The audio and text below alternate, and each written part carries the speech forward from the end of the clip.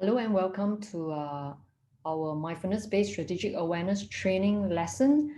Today's lesson is going to be recollecting the mind. Now, what is recollecting the mind? We have to understand what is recollecting. Recollecting is to remember, it is to gather, and it is to unite. So to recollect the mind is to remember, to gather, and to unite the mind. Now, in order to recollect and to unite the mind, we have to know where the mind is, right?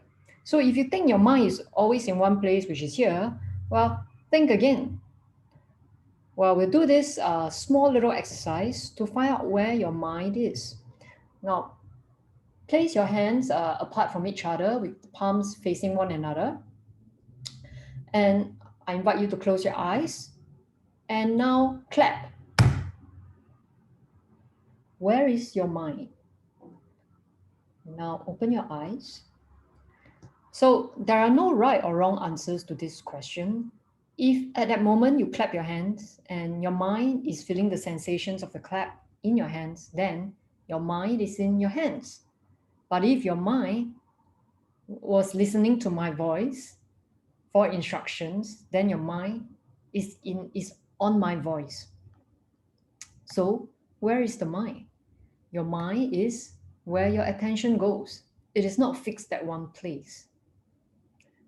Okay, so why is it important to know where we are placing our attention on? Here's another little experiment I'd like you to do. Now look at these lemons here on screen. I would like you to recall the time you had one of these lemons. You could have sliced them, beat them, tasted them. Just taste the sour, zesty lemon in your mouth. Now, if you have experienced eating lemons before, you will be salivating like I am salivating right now.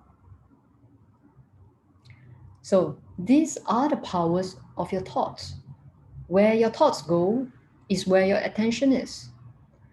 And where your thoughts go, you experience it immediately. Unlike the body, right?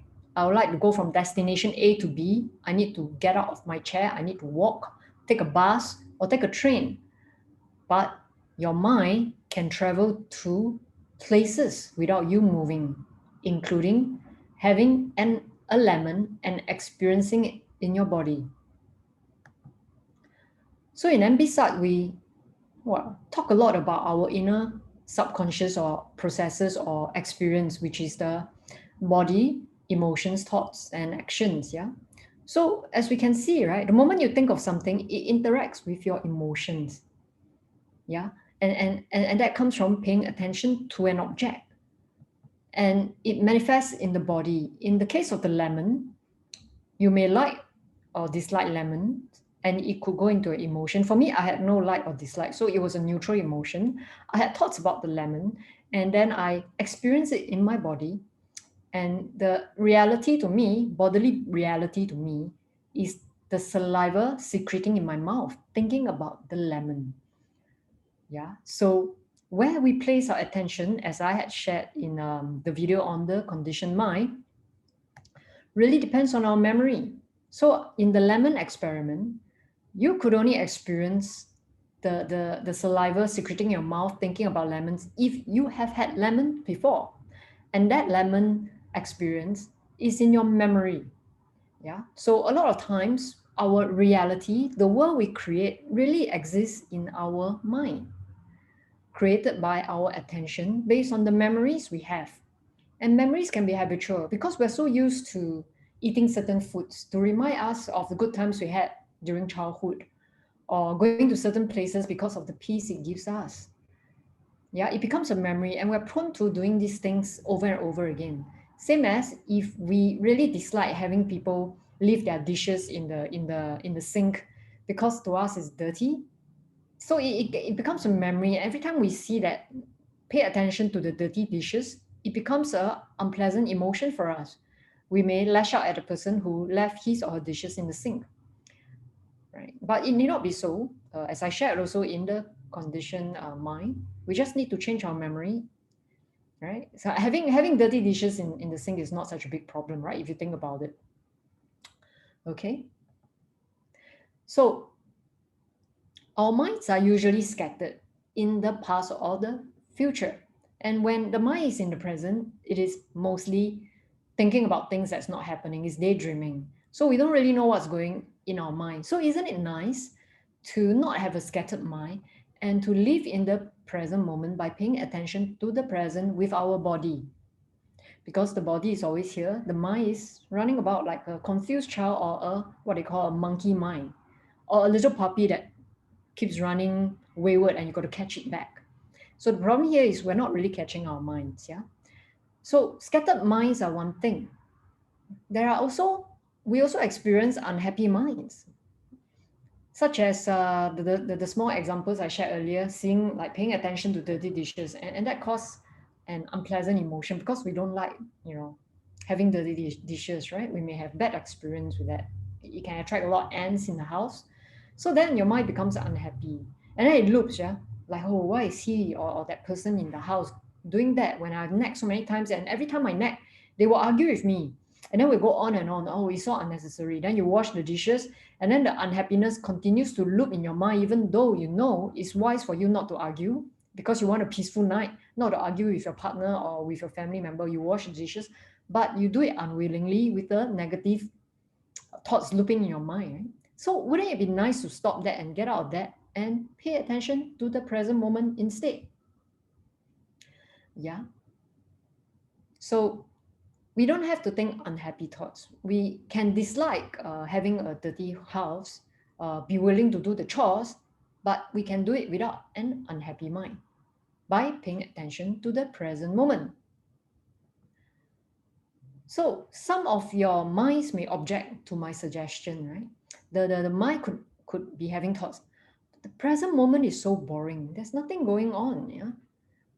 So isn't it interesting? Most of us, if you were to notice yourself, if you have awareness of yourself, most of us would find reasons to be angry with something. And we would defend being angry with something, despite feeling lousy about it. So the same goes on here. Present moment is boring. There's nothing going on. So this could be a habitual mind, just like the mind that defends the decision to be angry, the decision to cause yourself stress. This also is a habitual mind, right?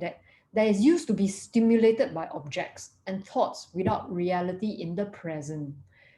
Right? Also in the conditioned mind, I shared about evolutionary conditioning. So our our ancestors, right, were hunter-gatherers, and they often had fear. They had to be, in order to have fear around about the surroundings, having so much many predators around in order to be safe and to live, right? So our minds are from that evolutionary conditioning has been used to being stimulated by movement, by sounds. Yeah, and we quickly pay attention to those things. Right? If you don't believe me, right, tell yourself you don't wish to watch the TV, but you turn on the TV while eating your lunch or your dinner at your dining table near the TV.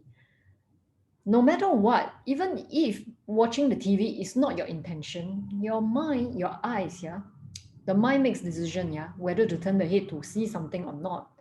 So it's the mind that sees, it's not the eyes that see, in case you're wondering. Your eyes lets in lights, right? So the light goes through to your mind, activates the neurons, and you inevitably want to turn your head to look at the moving images. You can't help it. It is part of our genetic makeup.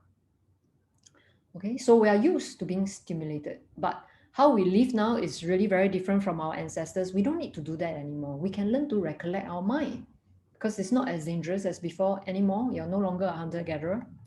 Also, you may find objections from your mind, thoughts such as, I am wasting my time doing nothing in the present moment. Look at the guy sitting there. He's such a waste of time.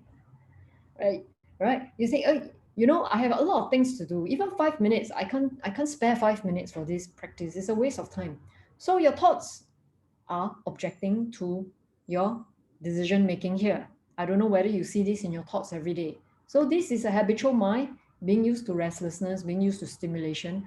And the opposite of restlessness could be, right, laziness, tiredness. Like, oh, why do I want to sit like the guy, pay attention to present? Why don't I just sleep?